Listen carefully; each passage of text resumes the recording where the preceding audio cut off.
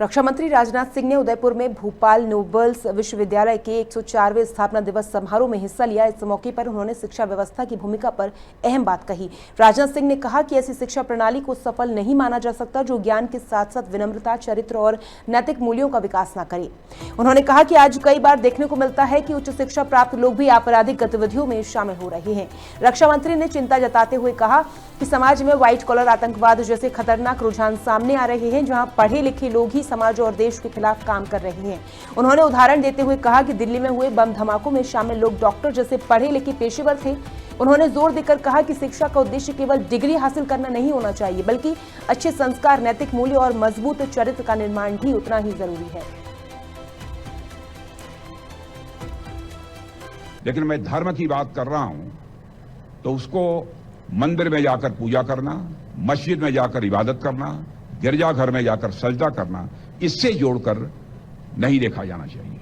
मैं जिस धर्म की बात कर रहा हूं वह दायित्व बोध है, वह कर्तव्य चेतना है, उसकी मैं बात कर रहा हूं। और धर्म और नैतिकता से विहीन शिक्षा यह समाज के लिए उपयोगी नहीं होगी और कभी कभी घातक भी यह सिद्ध हो जाती है। और साथियों, शायद यही कारण है और बहुत बड़ी विडंबना है कि बहुत शिक्षित लोग भी आपराधिक गतिविधियों पर लिप्त पाए जाते हैं। और आज व्हाइट कॉलर टेररिज्म जैसी चिंताजनक प्रवृत्तियां आप देख रहे होंगे देशवासियों के सामने आ रही हैं, जहां अत्यंत शिक्षित लोग समाज और राष्ट्र के विरुद्ध कार्य करते हैं। हाल में ही आपने देखा होगा जो बम ब्लास्ट हुआ था दिल्ली में, वह करने वाले कौन था? डॉक्टर थे। वरना जो डॉक्टर पर्चे पर हमेशा आरएक्स लिखकर तब प्रिस्क्रिप्शन लिखते हैं, अब वह डॉक्टरों के हाथों में आरडीएक्स हो।